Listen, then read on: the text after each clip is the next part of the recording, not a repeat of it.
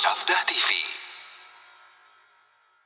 Jadi di dalam doa ini juga ada pelajaran yang sangat penting.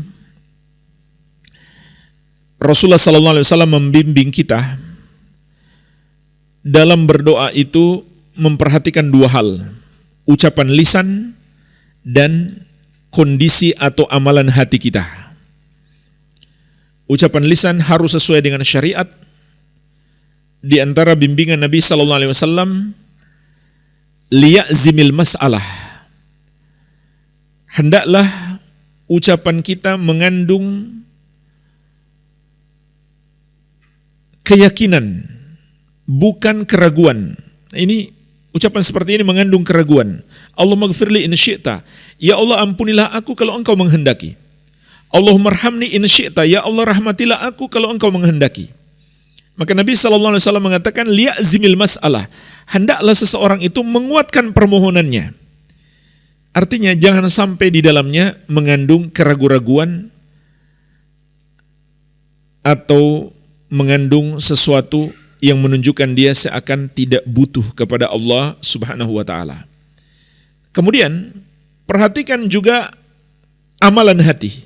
Beliau mengatakan dalam lafaz Muslim, waliyu'adzimir raqbah. Hendaklah seseorang membesarkan keinginannya, menguatkan harapannya. Jadi harus sinkron antara dua hal ini dalam doa kita, ucapan lisan dan hati yang benar-benar berharap kepada Allah Subhanahu wa taala.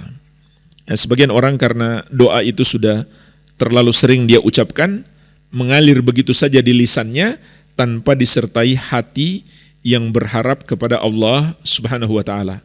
Maka Nabi sallallahu alaihi wasallam membimbing kita hendaklah disamakan antara ucapan lisan dengan amalan hati saat berdoa kepada Allah Subhanahu wa taala. Pelajaran lainnya yang bisa kita petik dari hadis ini, hendaklah kita sucikan Allah dari sesuatu yang tidak pantas disifatkan kepadanya. Ini pelajaran yang sangat penting.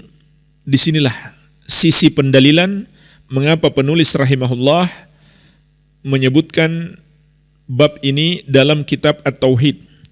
Karena lafaz yang dilarang oleh Rasulullah SAW di dalam doa ini adalah pensifatan yang tidak layak kepada Allah Subhanahu wa taala.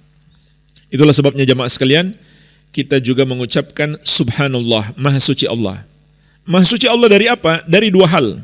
Yang pertama, amma yusyrikun, dari apa yang mereka persekutukan. Maha suci dari dosa syirik.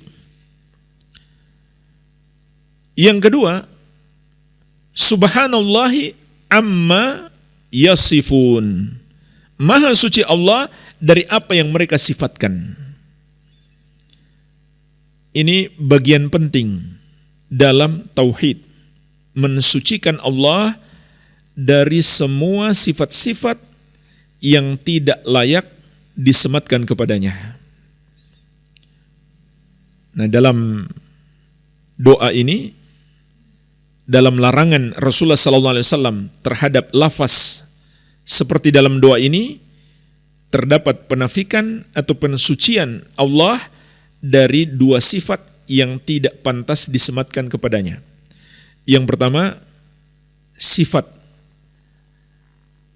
dia dapat dipaksa oleh pihak lain, oleh makhluk. Yang kedua, sifat ada sesuatu yang memberatkan Allah atau ada yang berat bagi Allah untuk dilakukan. Maka Nabi SAW menegaskan, fa innallaha la mukriha lahu. Sesungguhnya Allah tidak ada yang bisa memaksanya. Dalam lafaz Muslim, fa innallaha la yata'adzamuhu syai'un a'tahu. Sesungguhnya Allah tidak ada yang berat baginya untuk dia kabulkan.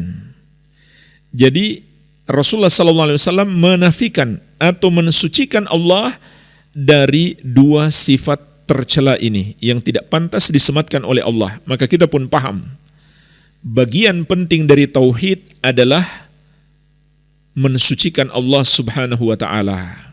Itulah sebabnya kita ucapkan Subhanallah, Maha Suci Allah. Walhamdulillah, mungkin cukup 2 bab ini yang bisa kita bahas di kesempatan ini. Semoga bermanfaat. Lebih dan kurangnya saya mohon maaf. Wabillahi taufik. Subhanakallahumma wa bihamdika asyhadu an la ilaha illa anta astaghfiruka wa atubu ilaik. Wa sallallahu ala nabiyyina Muhammadin wa alihi wasallam. Wa akhiru da'wana anil hamdulillahi rabbil alamin. Wassalamualaikum warahmatullahi wabarakatuh.